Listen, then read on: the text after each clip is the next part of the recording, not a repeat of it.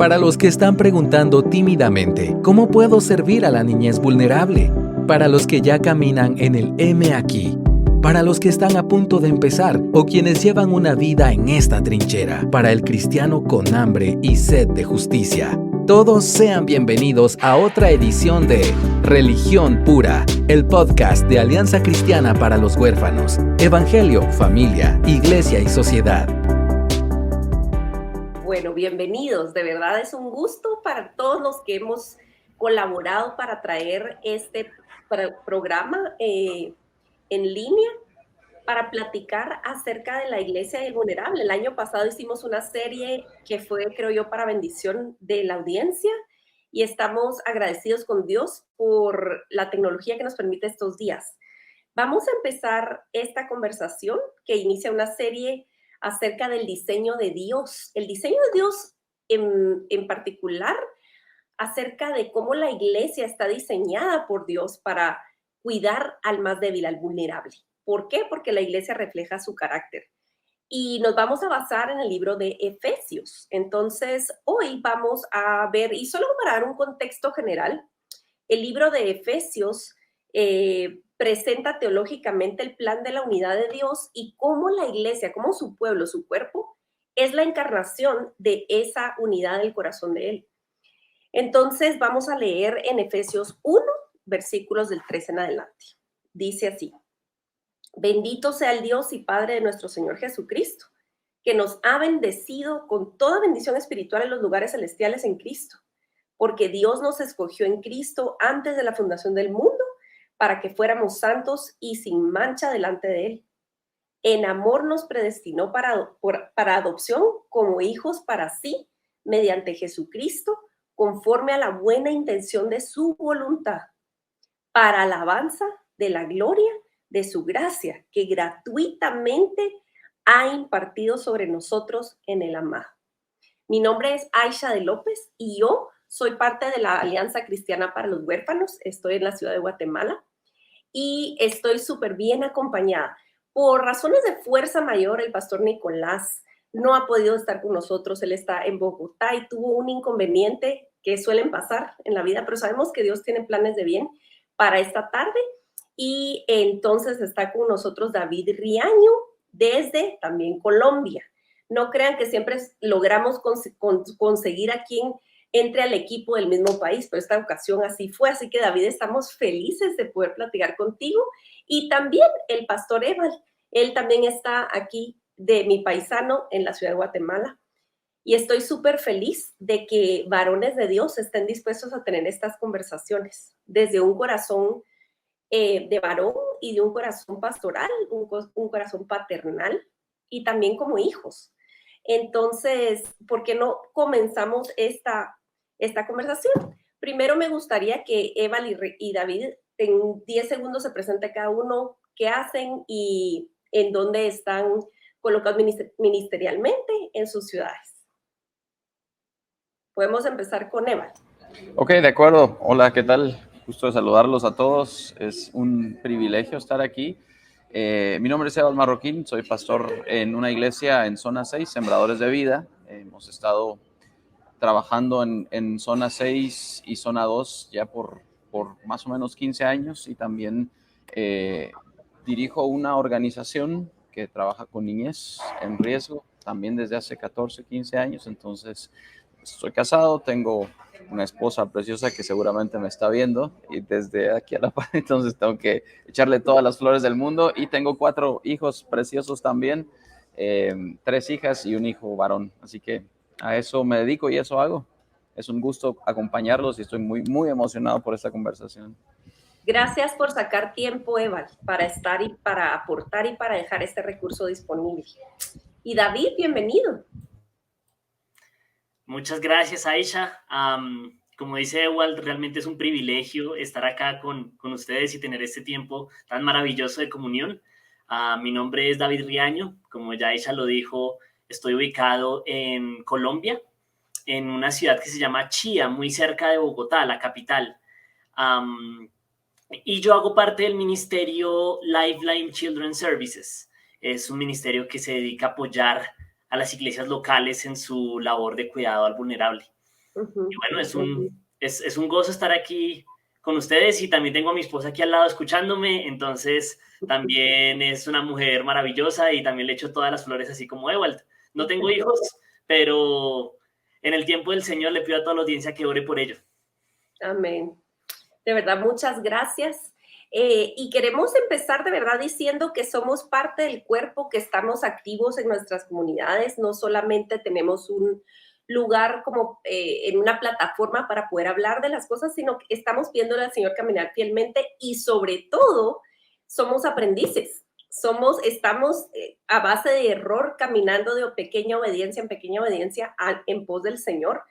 Y yo quisiera empezar preguntándoles, ¿cuáles creen ustedes que son los tabúes más frecuentes o qué ustedes han visto en sus comunidades, en su contexto, acerca de la adopción, el cuidado al vulnerable, etcétera? Quizás tabúes y también un poco de clichés.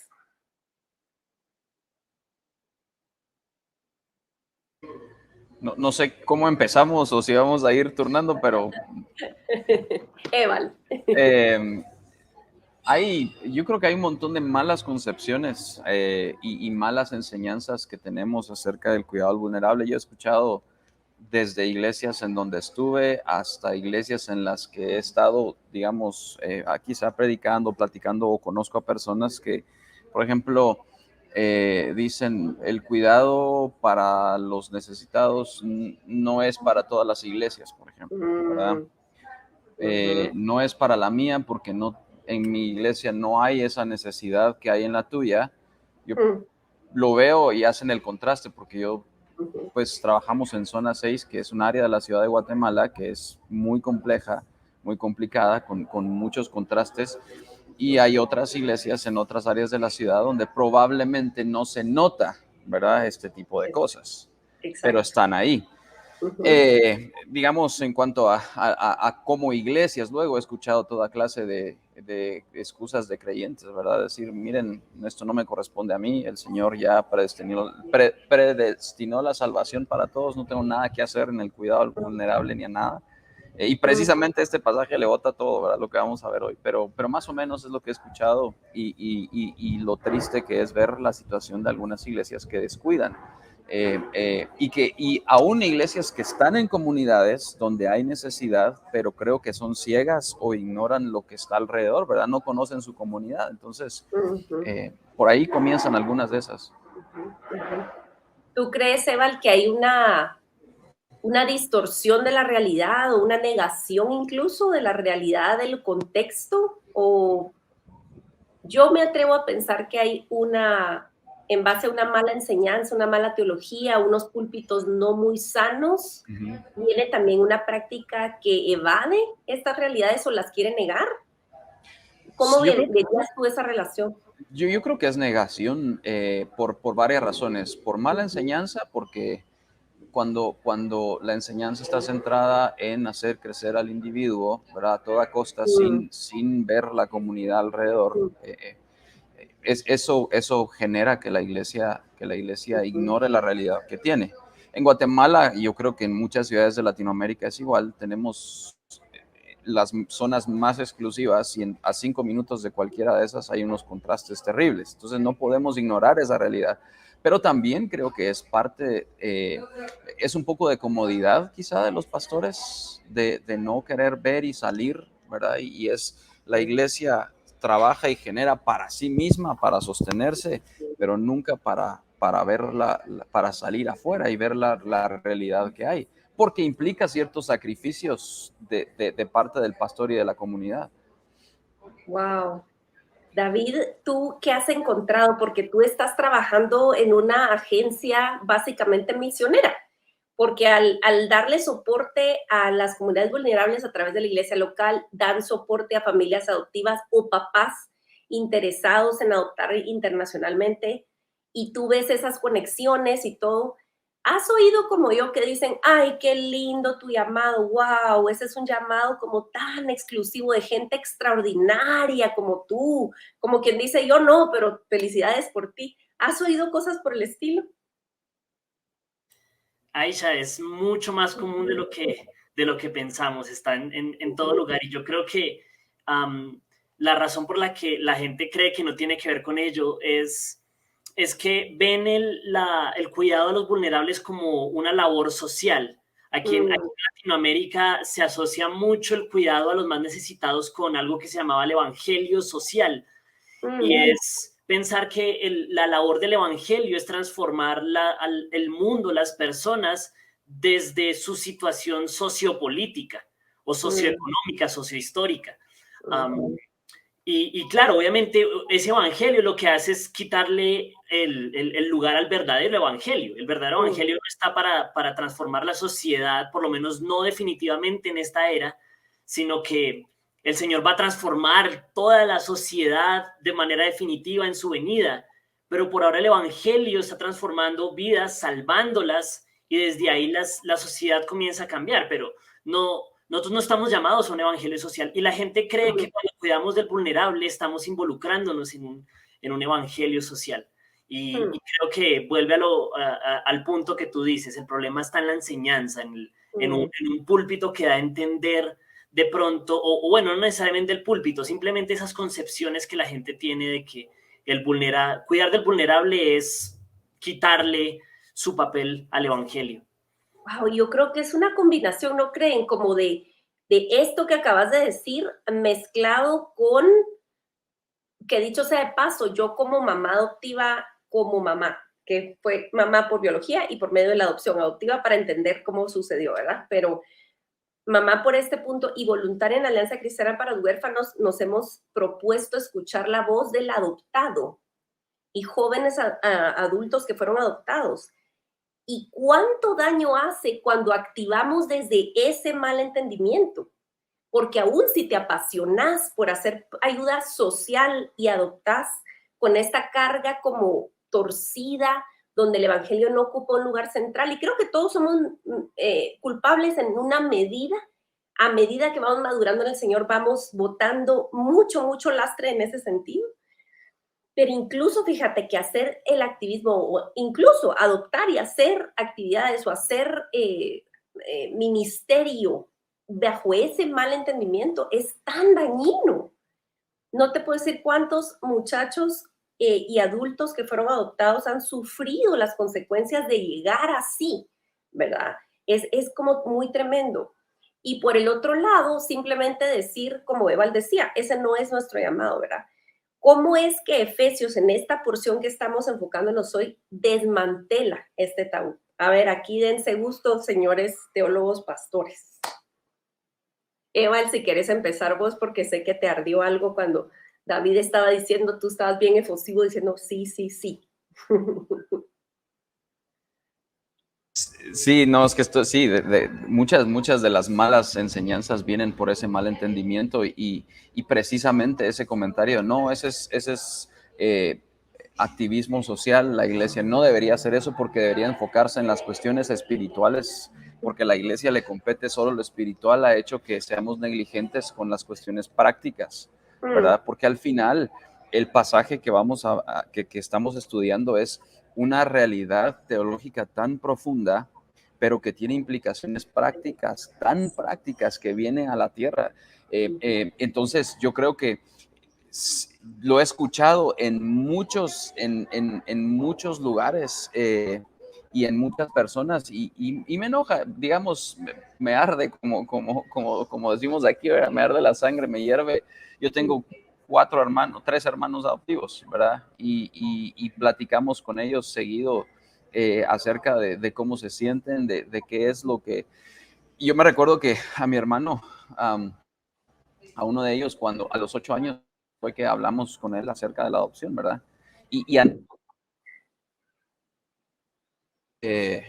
Antes de poder hablar con él, teníamos muy malas concepciones acerca de la crianza, acerca de su lugar en la casa, y no fue hasta que logramos romper esas barreras, entendiendo la adopción en Cristo, ¿verdad?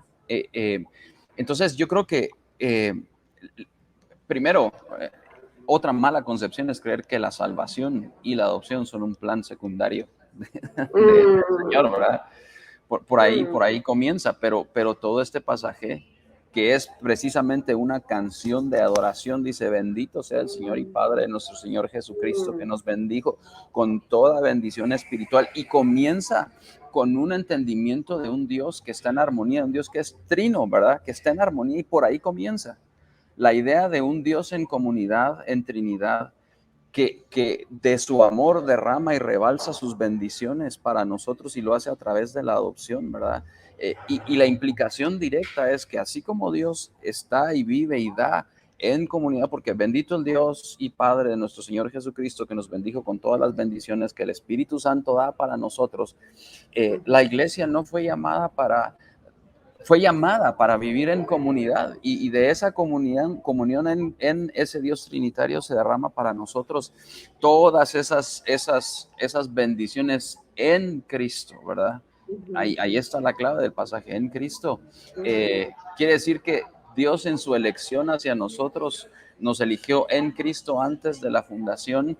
Ese en Cristo es tan importante porque aún antes de que nosotros lo supiéramos, ya teníamos la bendición de la adopción para nosotros, ¿verdad? Y para el cuidado del vulnerable. Es decir, Dios proveyó esa imagen. Yo lo miro de una manera bien práctica, así como Dios dio la familia a mis hermanos, ¿verdad? En un sentido, Dios proveyó y el sentido de Efesios es eso, una familia espiritual. Su propósito eterno es la unidad del cuerpo de Cristo, su propósito es la unidad con Él y el cuerpo de Cristo, y proveer una familia para todos nosotros. Entonces, de ahí cualquiera puede sacar las implicaciones prácticas para la iglesia y para el creyente, cualquier creyente y cualquier iglesia en cualquier lugar del mundo. Amén. David, ¿cómo crees tú que este pasaje impacta en manera práctica a una comunidad? Una comunidad de fe, a una familia de fe. Pues Aisha, desde el entendimiento claro del pasaje, como nos decía Ewald, ahí es donde todas las ideas prácticas comienzan a surgir. A mí me impacta mucho el versículo 5, esa sola frase que dice: en amor nos predestinó para adopción como hijos mediante Jesucristo. Nos predestinó significa que desde antes de que el mundo existiera, nosotros ya estábamos escogidos para ser adoptados. O sea que la idea de adopción existe en la mente de Dios desde antes de que existiera este mundo. Es algo increíble. Y eso, primero, como tú dices, desmantela totalmente los tabúes. Es decir, la adopción no se trata de una cuestión social, se trata del evangelio, se trata de Jesucristo yendo a la cruz para que nosotros pudiéramos ser adoptados y el plan de Dios se cumpliera.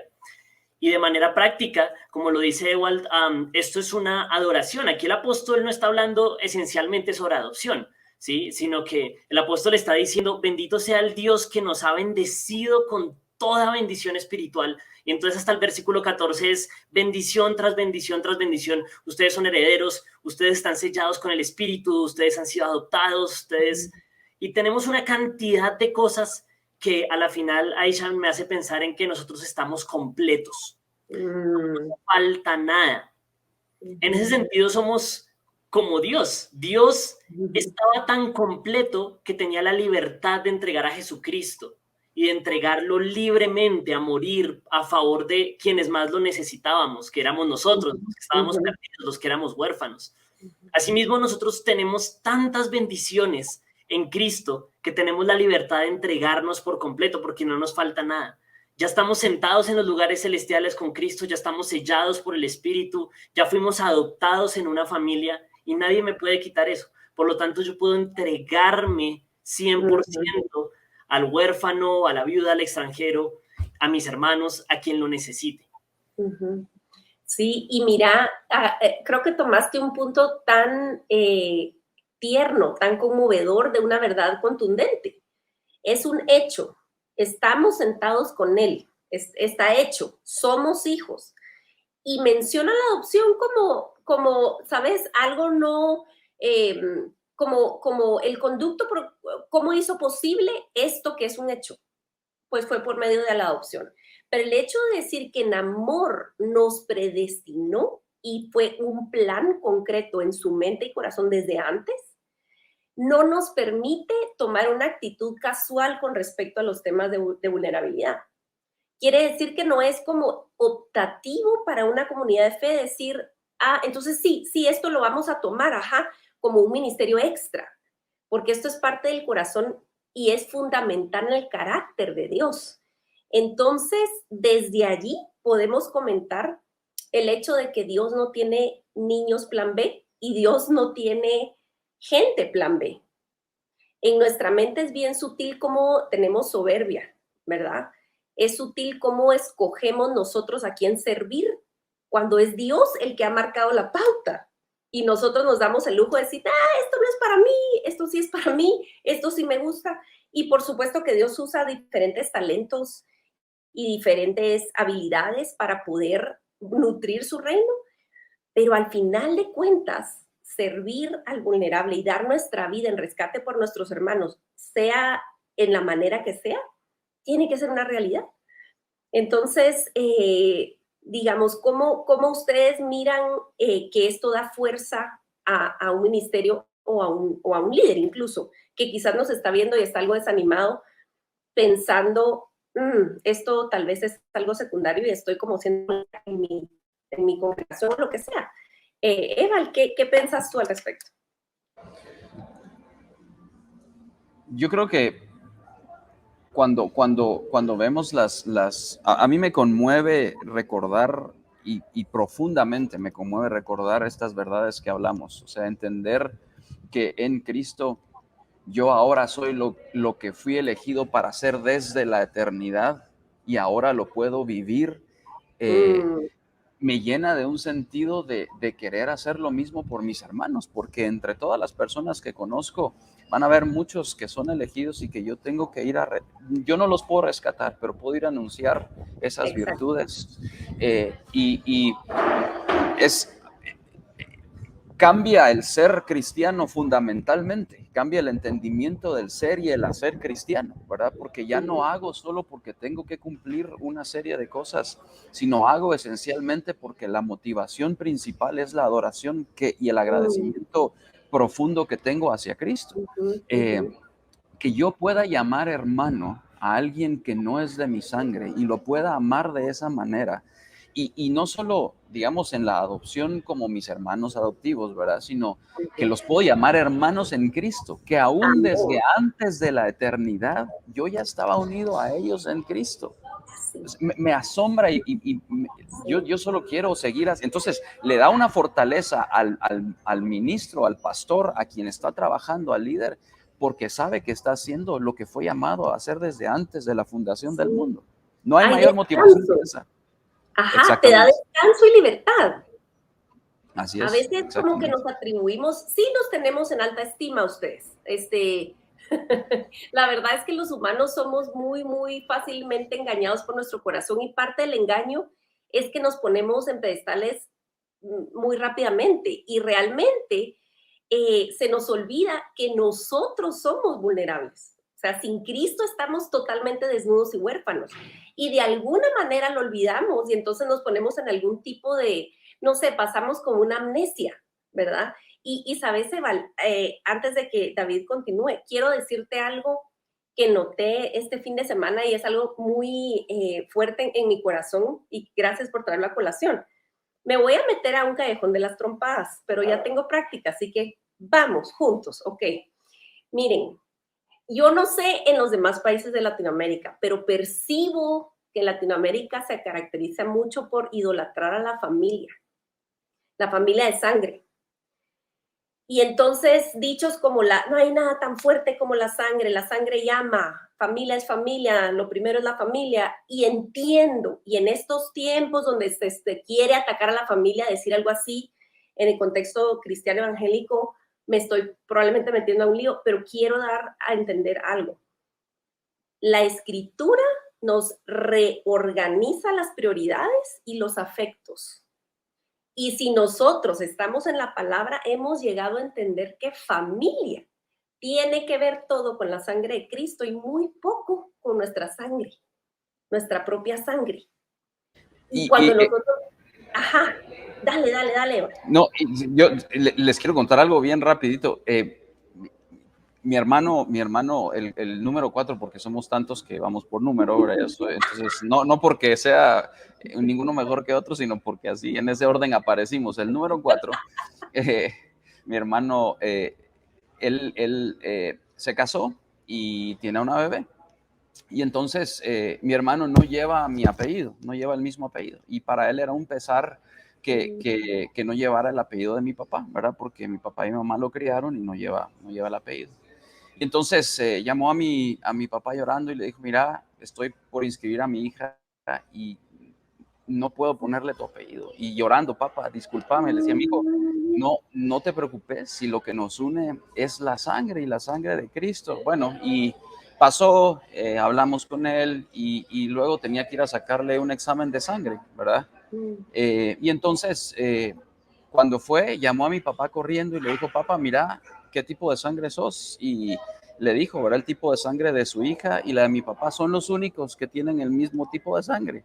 Y mi papá se puso a llorar y mi hermano le dijo, mira, seguramente es tu nieta porque seguramente Dios les puso el mismo tipo de sangre. Pero, y mi papá le dijo, mi hijo, en Cristo, la sangre de Cristo nos ha unido mucho más de lo que tú te puedes imaginar. Entonces, la filiación de sangre es mucho más, va más allá porque Cristo nos hace. Entonces, ahí se rompen todos esos estereotipos. Completamente. Y quiero extender esto porque hay gente que tal vez todavía nos está viendo y dice, no, ay, qué lindo los hermanos, sí, pues lo de la adopción no es para mí, lo del acogimiento temporal no es para mí, esos ministerios extremos no son para mí.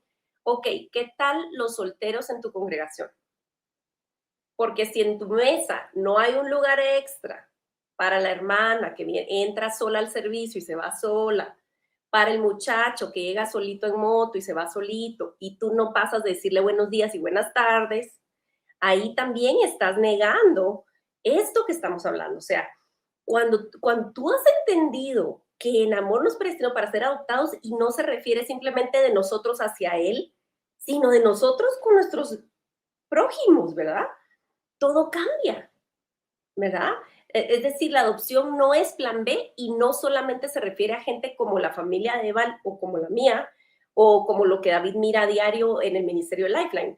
O sea, no, es acerca de cualquier cristiano común y corriente, mortal, con todas las debilidades del caso, que puede abrir su casa, su cocina, un rato en el teléfono con el soltero para chequear cómo estás, cómo llegaste a tu casa, qué sé yo. David, ¿qué pensás tú de eso?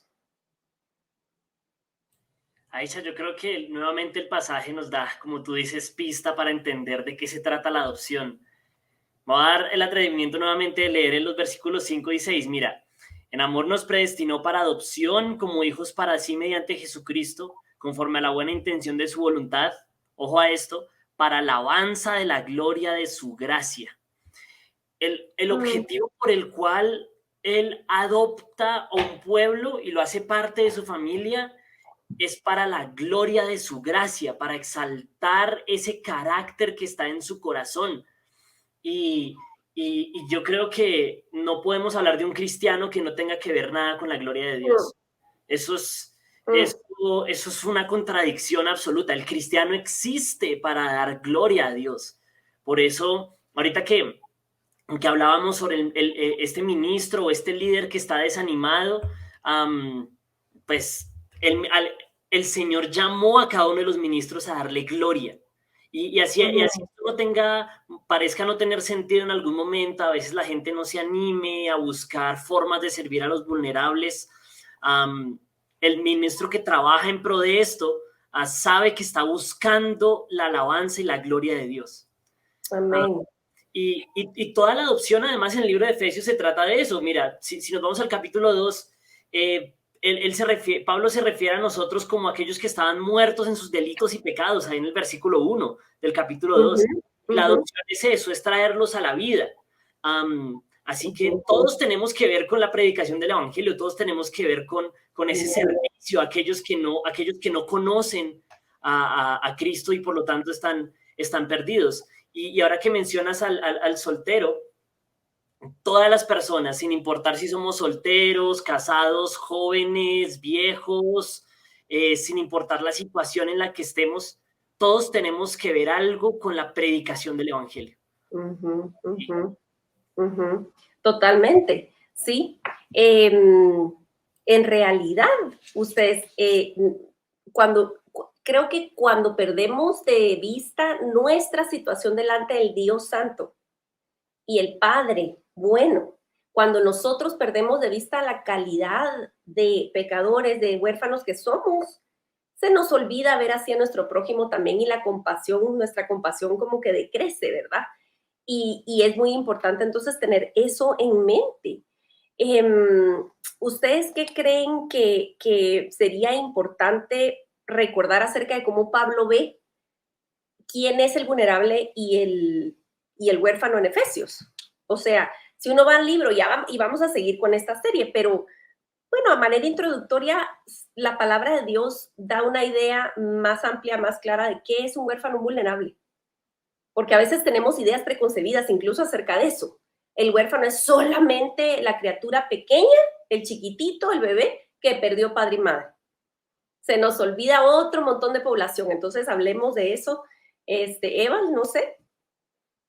Sí, capítulo 2 de Efesios, ¿verdad? El versículo 12 creo que establece bien claro quiénes somos. Dice, recuerden que en este tiempo ustedes estaban separados de Cristo, excluidos de la ciudadanía de Israel, extraños a los pactos de la promesa, sin tener esperanza y sin Dios en el mundo. Entonces, todo el que está separado, sin esperanza, excluido de los derechos que ahora tenemos como hijos, ¿verdad? Que ahora nos ha sido dado en Cristo. El que está lejos de eso es vulnerable. O sea, todos en un sentido. Y Pablo le dice, recuerden que ustedes eran esos antes. Nosotros somos esos vulnerables. Somos, ahora en Cristo tenemos esa condición de hijos, pero a donde quiera que miremos, van a haber personas que son vulnerables no porque son débiles físicamente o económicamente, sino porque han sido lastimados en el corazón, sino porque han sufrido abuso, porque han hecho de su vida vulnerables por causa de su propio pecado. Entonces, a ellos dice, pero ahora en Cristo Jesús, dice en el versículo siguiente, los que en otro tiempo estaban lejos han sido acercados por la sangre de Cristo. Entonces, a donde mire la iglesia y el líder, tiene que ver que hay vulnerabilidad en todo. Y tampoco es que miremos a todos como pobrecitos, con lástima, ¿verdad? Sino es entender la condición real de quiénes somos y quién es ese Dios. Y a mí me parece tan fascinante también que cuando dice en el versículo 5, que era lo que decía David, habiéndonos predestinado, y la palabra predestinación es predestino, es fijar un rumbo antes de, y para el que no entienda que la adopción, que el cuidado del vulnerable es esencial aquí, es Dios fijó un rumbo para sus hijos, para llegar a Cristo. En Cristo fijó un rumbo para que camináramos en Él, para que nos dieran una nueva condición. Y el trabajo del pastor es lo mismo, seguir fijando el rumbo que ya Dios estableció, enseñarles a Cristo, porque hacia Él vamos, ¿verdad? Por eso repite tantas veces, en Él, por medio de Él, a Él. Entonces, vulnerables, ahí está, lejos, somos los extranjeros, ahora somos extranjeros en otro sentido, ¿verdad? Pero estamos vulnerables completamente. Totalmente. David, ¿tú crees que hay algún momento de este lado de la historia, de este lado de la eternidad, en el que la iglesia pudiera relajar un poco este tema? No, eso no es posible, Aisha. Es decir, si, como lo decía Ewald, yo creo que la mayor vulnerabilidad de cualquier persona es ante la ira de Dios. Todos estamos expuestos a esa ira de Dios que puede condenarnos eternamente. Y hasta que no entendamos eso, no nos daremos cuenta de la importancia de trabajar con aquellos que son huérfanos, primero espirituales. Y ahora, como lo decía Ewald, no se trata de que todos son un montón de pobrecitos, pero cuando un niño está en una situación de crisis familiar o cuando está en una institución, sus posibilidades de escuchar el evangelio son todavía menores. ¿Sí? O sea que su vulnerabilidad ante la ira de Dios es todavía más grande. Por eso no podemos detener la labor en este lado de la eternidad. La iglesia no puede parar. sobre todo frente al tabú que hablaba Ewald al comienzo. Pensamos que como eso no va como nosotros no vamos a solucionar la crisis de orfandad de ninguna manera, y en efecto no lo vamos a hacer, entonces no deberíamos hacer nada. Eso es una gran mentira. El Señor mismo dijo, ustedes van a tener siempre con ustedes a los pobres. Pero eso no significa que entonces hay que ignorarlos porque siempre van a estar ahí. El Señor se reserva para sí mismo la gloria de solucionar todo el problema de la tierra y acabar con el pecado. Esa gloria solo le pertenece a Él. Nosotros no vamos a poder lograr eso. Sin embargo, mientras estemos en esta tierra, tenemos que seguir llevando a las personas, sobre todo a los niños y familias en vulneración, al Evangelio. Amén. Y el llamado de Jesús en Mateo 28 es vayan y hagan discípulos. Y esos discípulos, ¿cómo voy a ser un discípulo en una familia en crisis sin antes entrar en esta familia y ayudarla a restaurarse, sacando al niño del sistema, llevándolo a un hogar y luego ahí sí discipularlo para la gloria de Dios? Amén. Sí, o sea, muy bien dicho, David, gracias. Mira, aquí va otro, voy a quemar otra vaca sagrada. Miren, pues, el activismo que normalmente miramos de parte de iglesias, universidades, comunidades, etcétera, y no es, quiero creer que es con buenas intenciones y con mucha ignorancia, pero es lo que vemos más. Grupos de iglesias y estas comunidades que llegan a un orfanato a llevar una tarde alegre para los niños, hacen una obra de teatro, alguna cosa evangelística, llevan alabanza y le predican a los niños y hacen un llamado al arrepentimiento y el niño está oyendo lo mismo como por quinta vez en el mismo sábado y preguntamos por qué están apáticos, pero no hay una conexión, ni un sacrificio, ni una disposición de entablar una comunión con esta criatura de largo plazo. Y lo vivimos diciendo y lo diremos hasta que Jesús regresa y o que nos llame a la presencia. Porque a veces ustedes queremos pensamos que Dios va a hacer grandes monumentos de fe en momentos cúspide, como en una cuestión explosiva, un gran ministerio, y queremos animar a quienes están viendo esto porque tienen ustedes la intención de hacer algo. Que no estén buscando eso, que busquen la fidelidad en lo pequeño. Ewald dijo, la predestinación no es un pase de vacaciones para no hacer nada. Al contrario, es la gasolina que el creyente tiene para ir y hacer las obras de justicia para las cuales fue salvado. Ya está trazado el camino, es cuestión de obedecer, pero créanme que meternos a entablar relación con el vulnerable, aceptar nuestra vulnerabilidad y caminar con el vulnerable no es una línea recta.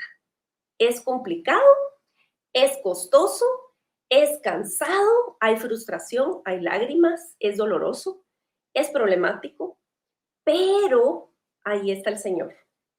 Y no solo es ganancia para el vulnerable que recibe nuestra ayuda, entre comillas, es una refinación de nuestro carácter y nuestra alma y nuestro corazón y el crecimiento de nuestra dependencia en Cristo.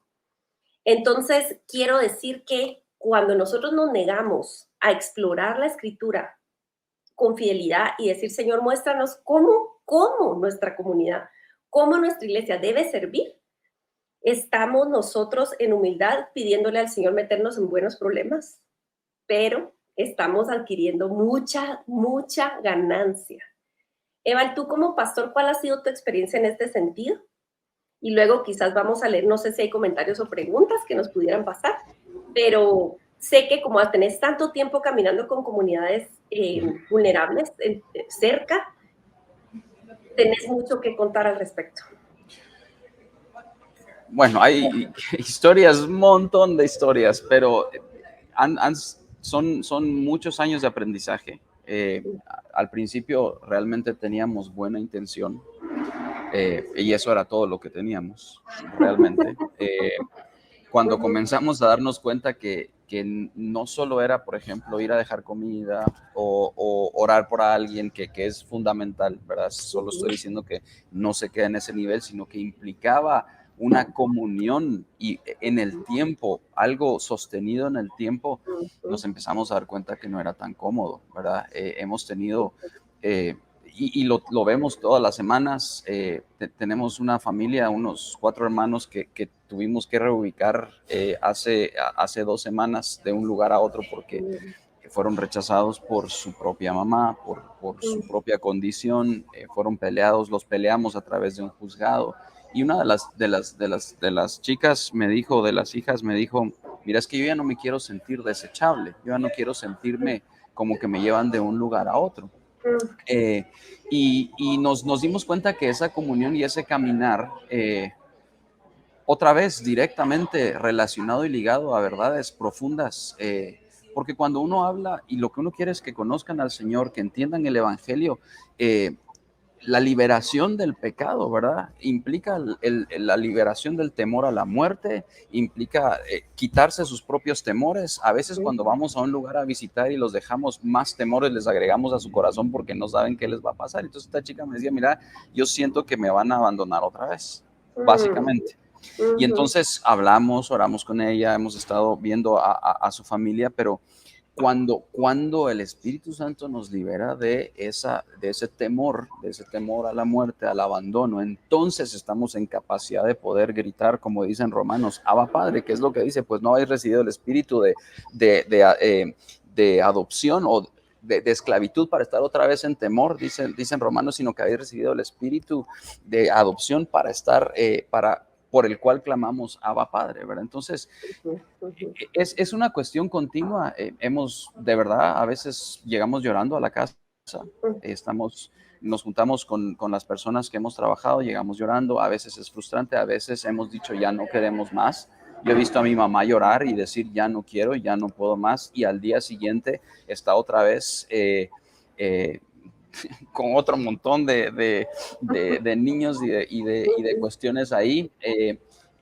Hemos tratado de comunicarle al resto de la iglesia ese espíritu de adopción, no solo en el sentido legal de la adopción, pero como decíamos antes, los solteros que llegan a nuestra iglesia, hay varios muchachos que no tienen familia, que viven ahí. Lo que pasa es que queremos cambiarlos inmediatamente y aprendimos que en lugar de esperar ese cambio repentino, que probablemente no va a llegar como esperamos, empezamos a celebrar las pequeñas victorias que el Señor les da a ellos, ¿verdad? Y celebramos cada vez que me dicen, mira, conseguí trabajo, mira, me fui a comprar una camisa, mira, estoy estudiando. Esas son cosas que celebramos, pero enormemente, porque entendemos que el camino va a ser largo, ¿verdad? Y que estamos en ese camino de santificación. Entonces, cada cosa celebrada, al final, en la eternidad, la vamos a celebrar gozosamente, ¿verdad? Pero por ahí ha sido la experiencia de estos años, de sufrir, de ver, de cansarnos, de quedarnos sin recursos, de que el Señor provea, pero es una dependencia total de Él, completa y total. No hay otra, no hay otra forma, ¿verdad? Totalmente. Gracias, Eval, por compartir esas luchas, porque me temo que en el afán de reclutar gente por la causa, a veces pintamos rosada la cosa y damos el lado como más romántico del evangelio y de rescatar y de no sé qué. Y realmente ustedes, o sea, de verdad, nosotros en el grupo adoptivo en el grupo de apoyo para familias adoptivas, damos lugar y incluso animamos a la gente a ventilar estos dolores, porque hay muchas dudas, mucha confusión y cuánto pecado se revela en nuestros corazones a través de este trabajo y de esta maternidad o paternidad como Dios nos haya llamado. Y eso es bendición de Dios, porque lo que pasa es que no se manifieste tu pecado no quiere decir que no esté. Y eso viene en el roce del trabajo que Dios nos manda a hacer, ¿verdad? Como sea que Dios nos está mandando. Entonces, vamos a ir con el comentario, la pregunta que apareció por ahí. Y tal vez, David, tú haces allí la respuesta a la pregunta. Dice, ¿qué consejo darían a una congregación pequeña y nueva que quiere poner en práctica abrazar a los más vulnerables? Excelente pregunta. Yo creo que es la pregunta clave por la que todas las iglesias deberían comenzar. Y antes que nada, Jessica, es realmente loable que estés aquí escuchando esto y súper importante a pesar de que no parezca que un ministerio se vaya a construir pues de un momento a otro, vale mucho la pena que estés acá. Se me ocurren varias cosas. La primera, comenzar a pensar en una cultura de cuidado al vulnerable antes de pensar específicamente en las acciones. Es decir, el abrazar a los vulnerables no comienza necesariamente con la familia, primera familia que adopta o que hace acogida temporal. Creo que comienza con un montón de creyentes entendiendo la realidad del cuidado al huérfano y al vulnerable. Es un grupo de gente que entiende esto y que lo lleva al corazón. Lo segundo está totalmente conectado con lo primero y es comenzar desde las escrituras. A veces, como lo dijimos desde el comienzo, muchos de los errores que se cometen en este contexto es por falta de un entendimiento claro de lo que dice la palabra. Lo que hay que comenzar a hacer es discutir sobre lo que dice la escritura. La escritura habla sobre el cuidado al huérfano de principio a fin. Está en varios momentos de la ley, comienza en Éxodo, se ve claro en Deuteronomio, está en los profetas, está allí en Malaquías, está en Isaías, en el Nuevo Testamento lo estamos viendo en Efesios, está en Santiago, está en todo lugar. Así que hay que ir a las escrituras a ver qué nos dicen al respecto. Y lo tercero que yo diría para esta congregación pequeña es ver desde su situación actual cómo pueden servir a otros. Hay veces que personas dicen, no, pues que yo ni siquiera estoy casado, ¿qué puedo pensar en la adopción? No, hay mucho que hacer. Es interesante, algo que hemos visto en las iglesias que hemos trabajado aquí en Colombia es muchas personas ven la oportunidad de servicio cuando hay otras familias en su iglesia que de pronto están en la primera línea, por decirlo de alguna manera, que han adoptado, que están haciendo acogida temporal. Yo puedo servir al huérfano y al vulnerable de una manera indirecta. Puedo ir a llevarle una comida a esta familia si lo necesita. Porque de pronto no tienen tiempo, necesitan más tiempo para compartir con su niño adoptado. O necesitan que ore, que yo sea un guerrero allí detrás de ellos en oración todo el tiempo. Que les ayude si necesitan hacer diligencias fuera de la casa y necesitan más tiempo con los niños en casa. Yo puedo hacer las diligencias. Es servir desde donde estamos, desde nuestra soltería, desde nuestra juventud o vejez, desde nuestro matrimonio sin hijos o con 7 hijos. No importa, todos el Señor nos ha dado una manera de servir y creo que eso nos puede ayudar a comenzar. Excelente, estoy súper de acuerdo. Dice Mayra Estrada, pero para mi percepción y mis vivencias es tan difícil hacerlo por las leyes, las reglas de los centros y mucho más que no permite tener una conexión con los huérfanos. Yo quiero aportar un poquito aquí y luego ustedes, Eva y David, completan. Mira, nosotros hemos visto tanto y comprendemos esta frustración, entendemos los límites y más después de la pandemia, pues quizás se puso un poco más cerrado el asunto. Pero te quiero animar y considerar que no solamente teniendo contacto con los niños es la manera ideal de servir. Incluso quiero atreverme a decir que en la mayoría de los casos tener contacto con los niños menores de 12 años no es lo más sabio si no vas a tener una relación estable y de largo plazo. Porque lo que Eva le acaba de decir, yo no quiero sentirme desechable, dijo esta chica, y ella tiene palabras para expresarlo. Todos los niños que están institucionalizados comparten ese sentimiento aunque no lo puedan expresar.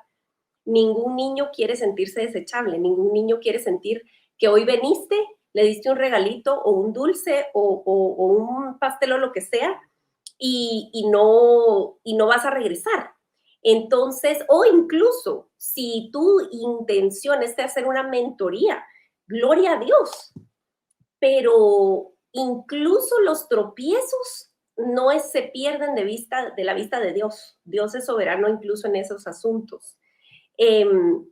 ¿Cómo dirían ustedes dos, Eva y David, que podemos navegar estas dificultades en nuestros países por las leyes o impedimentos que tiene la gente común y corriente, cristianos, grupos para llegar y realmente mostrar interés y conexión con los niños huérfanos? Yo entiendo esa frustración porque la vemos constantemente cada vez que vamos a Ujú. PGN, que es el órgano que se encarga de la protección de aquí de la niñez, que tiene a su cargo eso, o cada vez que tenemos que hacer una denuncia sobre abuso, o cada vez que tenemos que llevar a un chico o a una chica a un examen médico, cada vez que tenemos que visitar incluso a alguien en un centro eh, donde lo ubicaron. eh, no, es dificilísimo y es frustrante, porque primero, la primera frustración que encontramos es que no conocíamos nuestro propio sistema legal.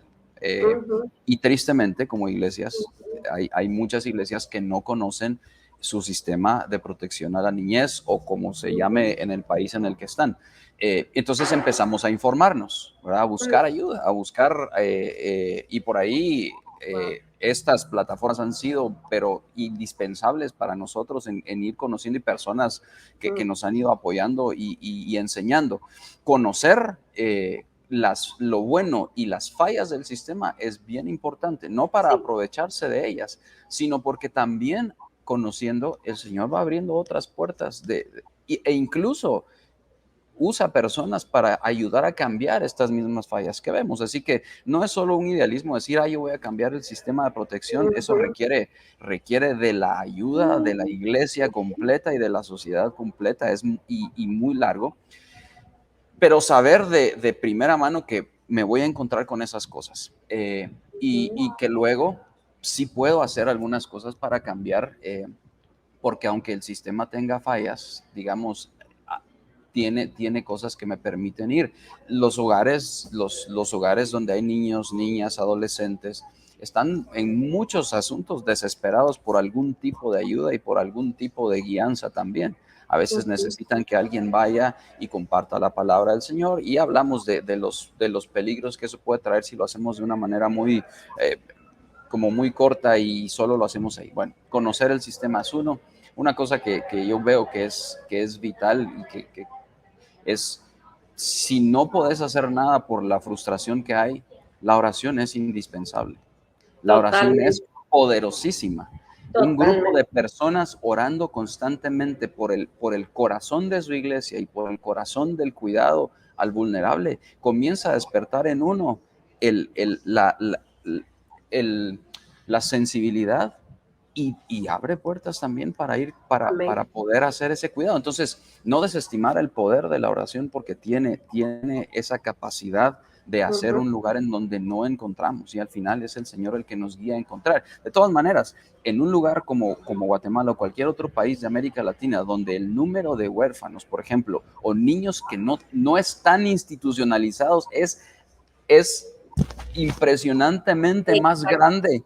Quiere decir que Es hay un montón de niños y personas que no están en el sistema a las que podemos llegar, ¿verdad? Hay mucho ujú, más trabajo, entonces podemos ir a ver también esa necesidad. Eh, correcto. creo que por ahí podemos empezar a ver. David, yo estoy de verdad afirmando esto y también quisiera que tú hablaras de no perder de vista a los vulnerables que están ya entre nosotros, porque quizás hay una abuelita que está ya casi al borde de no saber qué hacer para darle comer a los nietos la próxima semana, o una mamá sola, o qué sé yo, qué casos de casos ya en nuestra comunidad que no son casos institucionalizados, pero en riesgo. ¿Qué dirías tú ante la gente que se frustra con el sistema y quiere hacer algo? Ay, Shami, lo primero que se me viene cuando hablamos del sistema es el hecho de que tristemente a lo largo de los siglos la iglesia ha perdido esa fama de ser quienes cuidaban del vulnerable. Mm, Y antes la mm, teníamos. En el primer siglo, cuando ustedes saben que las sociedades antiguas eran muy machistas, entonces si una niña nacía, lo que hacían era desecharla. sí. Y los cristianos comenzaron a ser reconocidos porque adoptaban niñas.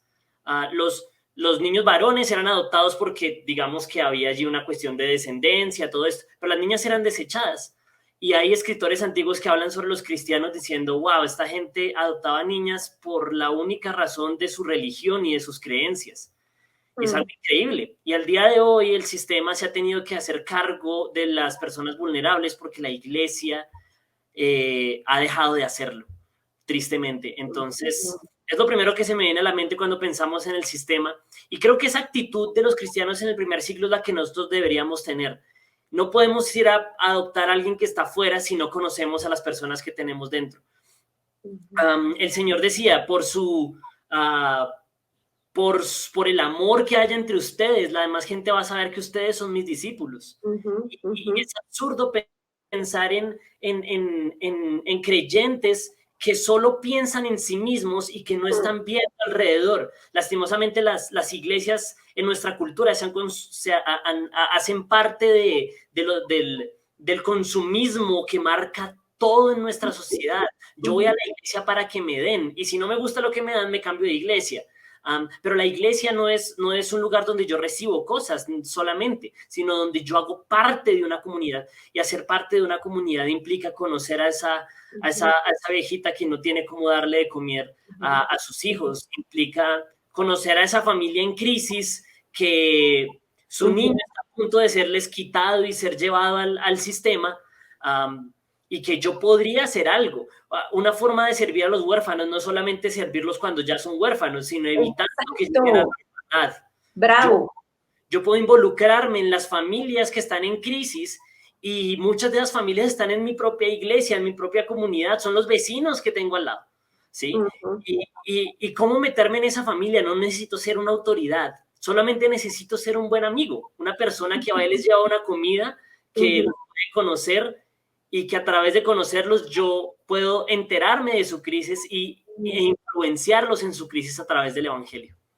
Amén, amén, amén. Dios no nos pide algo que no nos ha dado en abundancia, y todos tenemos la capacidad de hacer algo.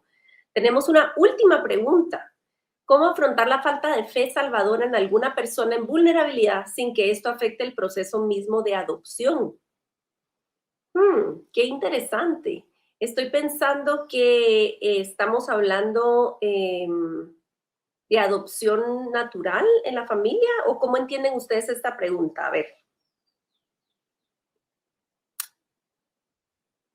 No sé si es, por ejemplo, a la persona que se está adoptando, que no tenga esa fe salvadora, digamos, y que las personas que adoptan sí la tengan, que entiendo que podría ser complicado porque uno dice, no cree lo mismo que yo, no piensa lo mismo que yo, pero en cualquier proceso de adopción, esto es, o sea, el tener cosas, sobre todo si el niño o joven que se adopta ya es mayor, ya trae todo un cúmulo de cosas, creencias, ideas, enseñanzas que van a chocar con lo que normalmente consideramos como el hogar. Ahora, la función de cualquier padre en el momento ya es llevar a sus hijos a Jesucristo.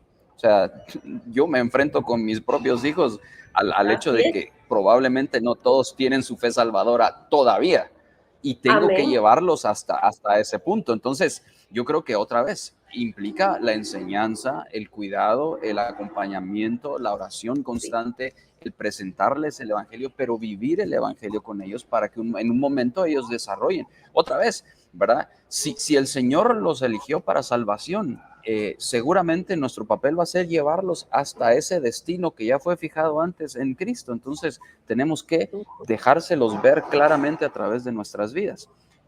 Creo que ahí ese es el papel y la responsabilidad de todos los padres en general, pero sí entiendo que se haga mucho más difícil cuando un niño viene con trauma, con muchas cosas en el corazón que tienen que tenemos que ir despejando para que puedan ver ese. Y una cosa que yo he entendido muy claramente es que un papá que está adoptando a veces tiene que demostrarle físicamente o mucho más amor. Yo digo, mis papás me aman, pero soy hijo biológico, y a veces digo, ok, no, yo sé que me aman y está ahí, pero ellos han tenido que desbordarse en actos de amor hacia mis hermanos mucho más sin que eso me afecte a mí. Entonces a veces requiere ese esfuerzo extra para entender que el amor de Cristo puede salvarlos si los tienen seguros en un hogar, creo yo, por ahí.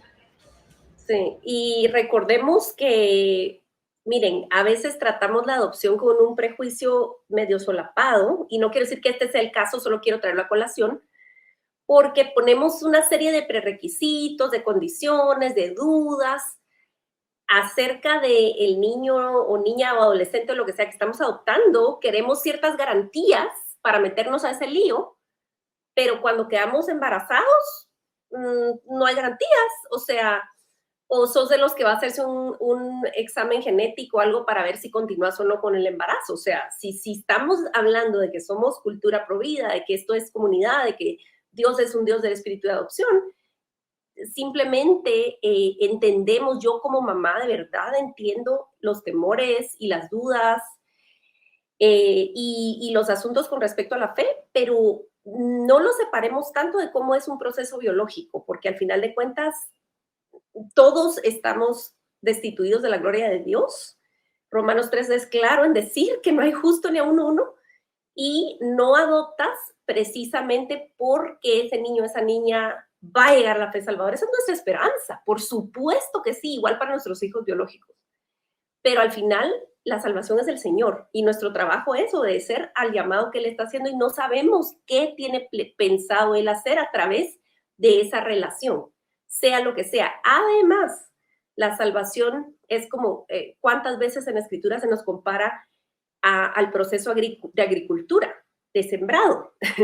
Esto no es un proyecto de colegio donde metes el frijolito en algodón y a la semana ya tiene algún tipo de apariencia cambiada.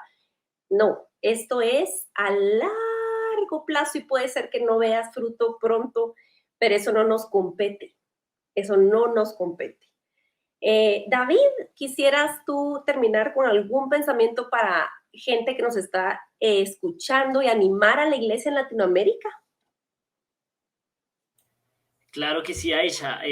Pues Efesios 1, que es, y volviendo a nuestro pasaje base, dice: bendito sea el Dios y Padre de nuestro Señor Jesucristo, que nos ha bendecido con toda bendición espiritual en los lugares celestiales en Cristo. Esa es la situación del creyente que nos escucha hoy. Que estamos tan bendecidos, estamos tan completos en Cristo, no nos falta nada, como tú lo decías, es un hecho, yo ya estoy sentado con Cristo.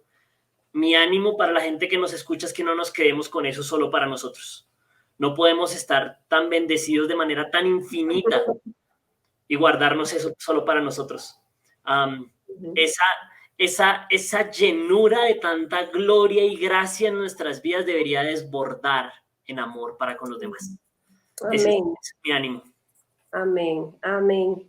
Y bueno, de verdad ha sido un gozo compartir con mis hermanos esta tarde y esperamos servir a muchos a través de esta grabación. Si ustedes lo están viendo, pronto vamos a tenerlo en la plataforma de YouTube para que ustedes puedan compartirlo. Son conversaciones que esperamos lleguen a donde Dios tenga planeado llevarlas. Y nuestra próxima conversación es martes 6 de septiembre, siempre a las 4 horas de la ciudad de Guatemala. Y el siguiente tema, estos títulos están increíbles, ustedes, de verdad. La importancia de pastar. ¿Cómo hablamos de liderazgo y de pastoreo? Pero momento, somos primero ovejas. Entonces va a tratarse del rol de los maestros y pastores, pero cómo es que necesitamos alimentarnos, ¿verdad?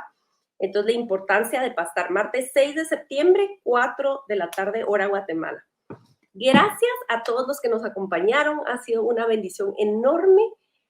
Oramos que esto sirva para muchos y de verdad que rinda fruto en el nombre de Jesús. Gracias, Eva, gracias, David, y gracias a todos nuestros amigos que nos acompañan. Que Dios los bendiga y hasta la próxima. Hasta luego, nos vemos. Chao a todos, gracias. Adiós. Porque la religión pura y sin mancha delante de nuestro Dios y Padre es esta: visitar a los huérfanos y a las viudas en sus aflicciones y guardarse sin mancha del mundo. Muchas gracias por acompañarnos en otro episodio de Religión Pura. Síguenos en nuestras redes como Alianza Cristiana para los Huérfanos.